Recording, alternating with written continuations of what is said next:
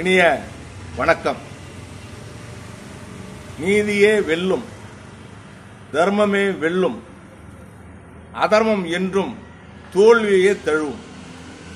நீதி வெற்றி பெறுவதற்கு சிறிது காலம் ஆனாலும் தற்காலிகமாக நீதி தோற்றுவிட்டதைப் போல தோன்றினாலும் இறுதியில் பெரும்பாலும் நீதிதான் வெல்லும் என்பதை இன்றைய உச்ச நீதிமன்றத்தின் ஒரு தீர்ப்பு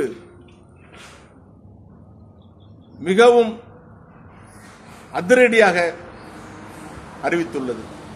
வரலாற்று சிறப்பு மிக்க தீர்ப்பு. இந்த தீர்ப்பு, உச்ச நீதிமன்றத்தின் இந்த தீர்ப்பு இந்திய அரசியலமைப்பு இந்திய அரசியலில் ஒரு வரலாற்று சிறப்பு மிக்க தீர்ப்பு, வரலாற்று முக்கியம் வாய்ந்த தீர்ப்பு.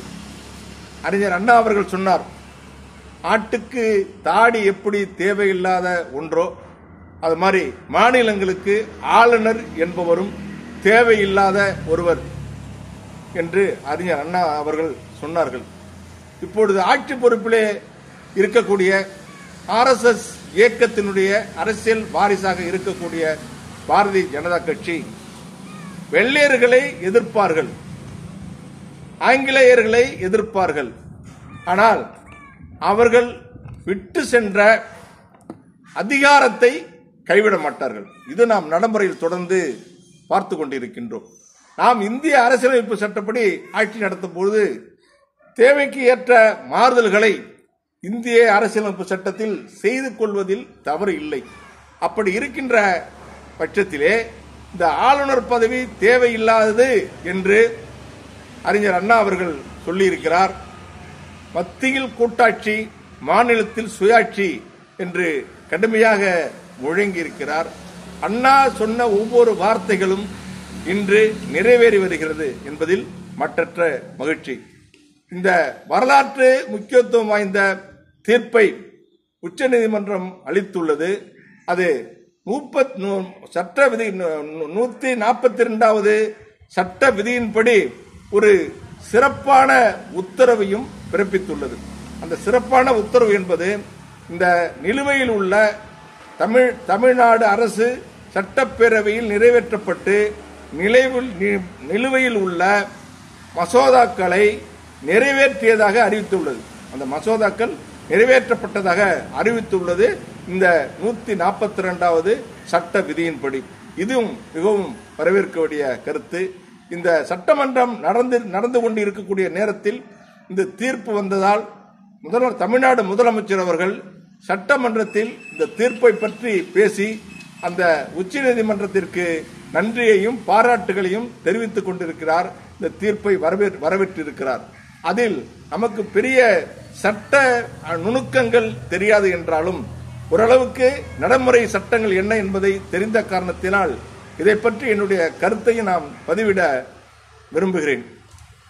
ஒரு நம்முடைய அரசியலமைப்பு சட்டப்படி மக்களால் தேர்ந்தெடுக்கப்பட்ட அரசுக்கு தான் முழு அதிகாரம் இருக்கிறதே தவிர ஆளுநருக்கு எந்தவித அதிகாரமும் இல்லை என்று சட்டத்திலே தெள்ள தெளிவாக சொல்லியிருந்த போதும் அதை ஏற்காத ஒன்றிய அரசு, அதை குறிப்பாக அதை ஏற்காத தமிழ்நாடு ஆளுநர் RN ரவி அவர்கள் வந்ததிலிருந்து அவர்கள் RSS ரவி என்பதை திரும்ப நிரூபித்துக் கொண்டே இருக்கிறார். மாநில அரசே இயங்க முடியாத அளவிற்கு, செயல்பட முடியாத அளவுக்கு பல முட்டுக்கட்டைகளை போட்டி தமிழ்நாடு மக்களால் தேர்ந்தெடுக்கப்பட்ட தமிழ்நாடு அரசாங்கத்திற்கு போட்டி அரசாங்கமாக ஒரு அரசாங்கத்தையே அந்த தமிழ்நாட்டின் மக்களுடைய வரிப்பணத்தை சம்பளமாக பெற்று, தமிழ்நாடு மக்களுடைய வரிப்பணத்தை சம்பளமாக பெற்றுக்கொண்டு தமிழ்நாடு வழங்கி இருக்கின்ற மிகப்பெரிய ஏறக்குறைய 54 ஏக்கரில் அமைந்துள்ள ஒரு மாபெரும் தோட்டத்தில் குட்டி ராஜா போல அமர்ந்து கொண்டு தமிழ்நாட்டு மக்களுக்கு விரோதமான செயல்களை தொடர்ந்து செய்து வருகிறார். அதை அவருடைய தலையில் இன்று உச்ச நீதிமன்றம் கடுமையாக குட்டு வைத்துள்ளது. அது சில முக்கியமான கருத்துக்களை பற்றி நான் உங்களிடம் பகிர்ந்து கொள்ளலாம் என்று இருக்கிறேன். அதில் சொல்லிருக்கிறது, இதுவரைக்கும் நிலுவையில் உள்ள மசோதாக்கள் அனைத்தும் உச்சநீதிமன்றம் ஒப்புதல் வழங்கியுள்ளது. இதுவரை தமிழ்நாடு அரசால் அனுப்பி வைக்கப்பட்டு நிலுவையில் நிறுத்தி வைக்கப்பட்டுள்ள அனைத்து மசோதாக்களுக்கும் உச்சநீதிமன்றம் ஒப்புதல் வழங்கியுள்ளது. அதற்கு மேலும் ஜனாதிபதிக்கு அனுப்பி வைக்கப்பட்ட 10 மசோதாக்களுக்கும் உச்சநீதிமன்றம் அனுமதி வழங்கியுள்ளது என்பது மிகவும் சிறப்பு வாய்ந்ததாகும். இது தமிழ்நாடுக்கு மட்டுமின்றி அனைத்து மாநில அரசுகளுக்கும் கிடைத்த மிகப்பெரிய வெற்றி. அதற்கு காரணம் இதை உச்சநீதிமன்ற நீதிபதிகளே குறிப்பிட்டு சொல்லியிருக்கிறார்கள். இந்த தீர்ப்பை இந்தியாவில் இருக்கின்ற அனைத்து மாநில ஆளுநர்களும் கடைபிடிக்க வேண்டும் என்று நீதிமன்ற நீதிபதிகளே சொல்லியிருக்கிறார்கள்.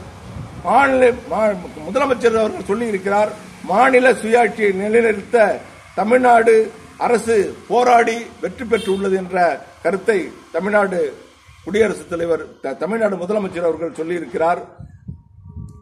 குடியரசுத் தலைவருக்கு மசோதாக்களை அனுப்புவதை ரத்து செய்து நீதிமன்றம் உத்தரவிட்டுள்ளது. 10 மசோதாக்களும் நிறைவேற்றி உத்தரவு செய்துள்ளது.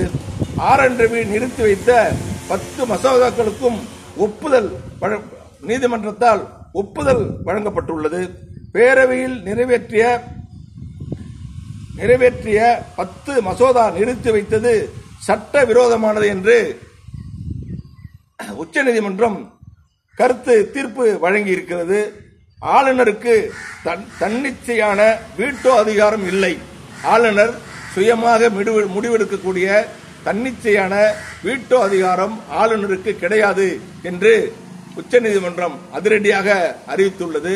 தமிழ்நாடு அரசின் அமைச்சரவையின் ஆலோசனைப்படிதான் ஆளுநர் செயல்பட வேண்டும்.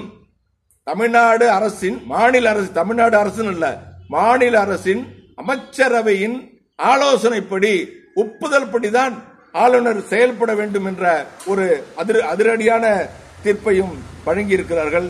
அது மாதிரிதான் ஆளுநர் தன்னிச்சையாக செயல்பட முடியாது அப்படிங்கிறது தான் அவருடைய சாராம்சம். பேரவையில் மீண்டும் நிறைவேற்றி அனுப்பப்பட்ட மசோதாக்களுக்கு ஒப்புதல் அளித்திருக்க வேண்டும் அப்படின்னு சொல்லியிருக்காங்க. 2வது காலகட்டம் ஆளுநரால் மாநில அரசால் நிறைவேற்றி அனுப்பப்பட்ட மசோதாக்கள் அது ஆளுநரால் தமிழ்நாடு அரசிற்கு திருப்பி அனுப்பப்பட்டிருந்தால் அந்த திருப்பி அனுப்பப்பட்ட மசோதாக்களை தமிழ்நாடு அரசு திரும்பவும் ஆளுநருக்கு அனுப்பினால் அதற்கு ஆளுநர் ஒப்புதல் அளித்திருக்க வேண்டும். மசோதாக்களுக்கு அந்த மசோதாவில் திருப்பி அனுப்பின மசோதாவில் ஏதாவது மாற்றங்கள் இருந்தால் மட்டும்தான் அதை குடியரசுத் தலைவருக்கு அனுப்பணுமே தவிர அதே மசோதாவை திருப்பி 2வது முறை அனுப்பப்பட்ட மசோதாவை குடியரசுத் தலைவருக்கு அனுப்பியது தவறு அப்படி சொல்லிட்டு நீதிமன்றம் ஆளுநருக்கு எச்சரிக்கை விடுத்துள்ளது. சட்டவிரோதம் என்று அறிவித்துள்ளது. சட்டப்பேரவையில் மீண்டும் நிறைவேற்றிய மசோதாவை குடியரசுத் தலைவருக்கு அனுப்பக்கூடாது என்பதே விதி என்று அந்த விதியையும் சுட்டிக்காட்டியுள்ளது. மாநில சுயாட்சியை நிறைவேற்ற தமிழ்நாடு அரசு போராடியது வெற்றி கிடைத்துள்ளது என்று தமிழ்நாடு முதலமைச்சர் அவர்கள் சட்டமன்றத்திலே பேசியுள்ளார்கள். இந்த தீர்ப்பு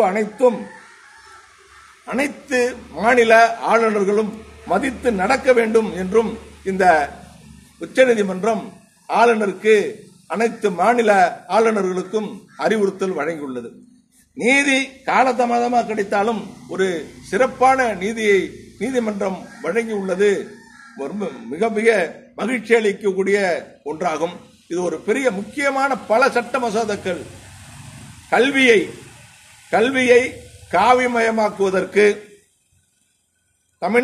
தமிழ்நாடு ஆளுநர் கல்லூரிகளுக்கு பல்கலைக்கழகங்களுக்கு ஆளுநர்களே நியமிக்காமல் காலம் தாழ்த்திக் கொண்டிருந்தார். துணை ஆளுநர்களை நியமிக்காமல் காலம் தாழ்த்திக் கொண்டிருந்தார். அதை சவுக்கடி கொடுப்பது போல கொடுத்து அந்த அதிகாரம் அனைத்தும் தமிழ்நாடு அரசுக்குத்தான் உள்ளது என்று அந்த தமிழ்நாடு முதலமைச்சர் தமிழ்நாட்டில் இருக்கக்கூடிய அரசு பல்கலைக்கழகங்களில் ஆளுநர் துணை ஆளுநராக இனி தமிழ்நாடு முதலமைச்சர் தான் இருப்பார் என்கிற சட்டமும் நிறைவேற்றப்பட்டிருக்கிறது.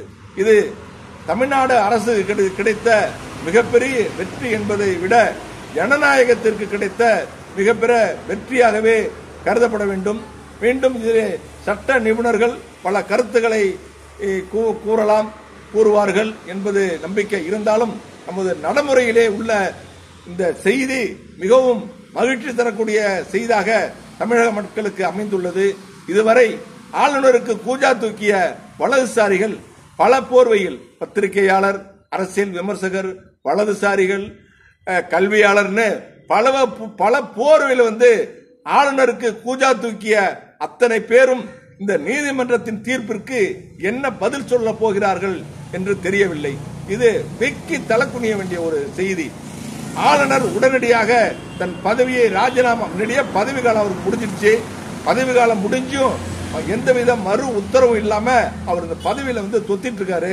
அந்த ஆளுநர் உள்ளபடியே ரோசம் உள்ள ஆளுநர் இருந்தா, ஒரு பதவிக்கு இந்த ஆளுநர் பதவிக்கு தகுதியான ஆளா இருந்தா இந்த நீதிமன்ற தீர்ப்பை ஏத்துக்கிட்டு அந்த பதவியை ராஜினாமா பண்ணணும். அவரை என்னுடைய பொறுத்த வரைக்கும் அவரு ராஜினாமா பண்ண மாட்டார்னு நினைக்கிறேன். அந்த ஆளுக்கு வேண்டியது காசு, பணம், ஒரு பேரு, புகழ், ஒரு விவாதம். அவர் கொள்கை RSS சித்தாந்தத்தை நாடு முழுவதும் பரப்ப வேண்டும், மீண்டும் ராமராஜ்யத்தை உருவாக்க வேண்டும் என்பதுதான் ஆளுநருடைய திட்டம். மனு தர்ம கொள்கையை நிலைநிறுத்த வேண்டும், மனு தர்மப்படி ஆட்சி நடத்த வேண்டும் என்பதுதான் ஆளுநருடைய திட்டம். அதனால் இந்த ஆளுநர் கழுத்தை பிடித்து வெளியே தள்ளாத வரை இந்த தமிழ்நாட்டை விட்டு அவரு அந்த பதவியை விட்டு போக மாட்டார். தமிழ்நாட்டில் இருக்கிறது யார் வேணாலும் வந்திருக்கலாம். பல கோடிக்கணக்கான மக்கள் உத்தரப்பிரதேசம், பீகார் போன்ற வறட்சியான மாநிலங்களிலிருந்து இங்கு பிழைப்பு நடத்தி கொண்டு தன்னுடைய வாழ்க்கையை மேம்படுத்திக் கொண்டிருக்கிறார்கள். அதே போல ஆளுநர் ரவி அவர்களும் இங்கே தங்கி இருந்து தன்னை மேம்படுத்திக் கொள்ள பாடுபடலாம், உழைக்கலாம். ஆனால் ஆளுநர் பதவியை உடனடியாக ராஜினாமா செய்துவிட வேண்டும் என்பதுதான் நியாயமான கோரிக்கையாக இருக்கும். நன்றி, வணக்கம்.